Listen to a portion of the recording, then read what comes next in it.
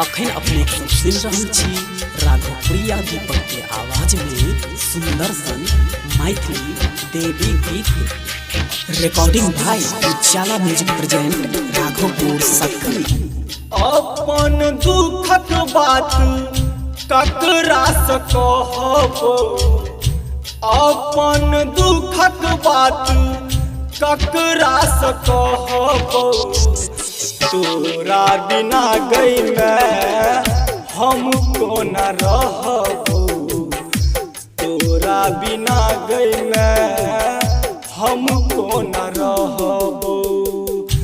तोरे शरण में लोरक धार हमर बहत, तोरे शरण में लोरक धार हमर बहत, तोरा बिना गई मैं हमको न रहबो, तोरा बिना गई मैं हमको न रहबो।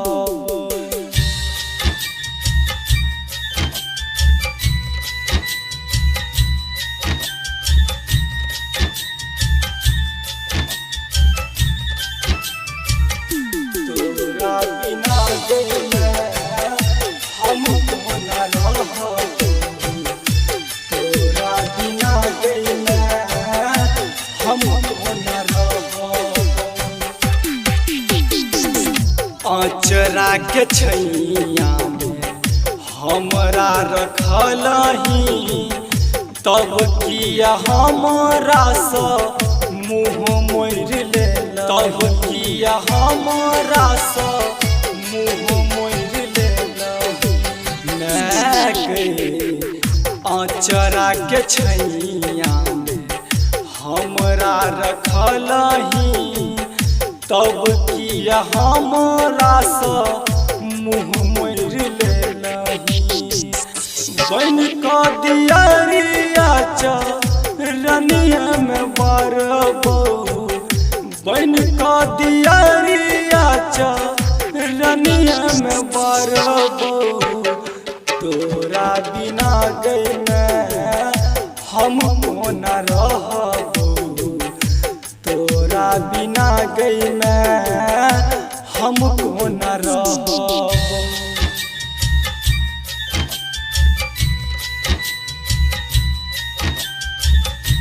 रिकॉर्डिंग भाई उजाला म्यूजिक प्रेजेंट राघवपुर सकरी।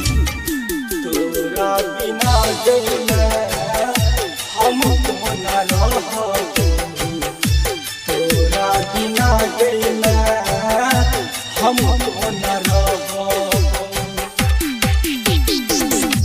चंदन चरण से हम फूलबा मंगेलौं, दीपक राघवपुरिया सँ पचरा गबेलौं, दीपक राघवपुरिया सँ पचरा गबेलौं। चंदन चरण से हम फूलबा मंगेलौं, दीपक राघवपुरिया सँ पचरा गबेलौं। तोहर जुदाई के हम मर को न सहबो, तोहर जुदाई के हम मर को न सहबो, तोरा बिना गई मैं हमको न रहबो, तोरा बिना गई मैं हमको न रहबो।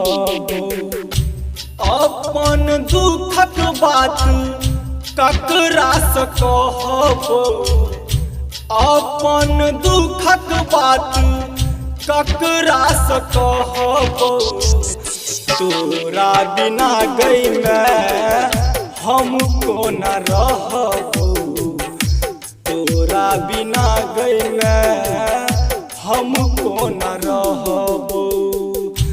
तोरे शरण में लोरक धार हमर बहत, तोरे शरण में लोरक धार हमर बहत, तोरा बिना गई मैं हमको न रहबो, तोरा तोहरा बिना गई मैं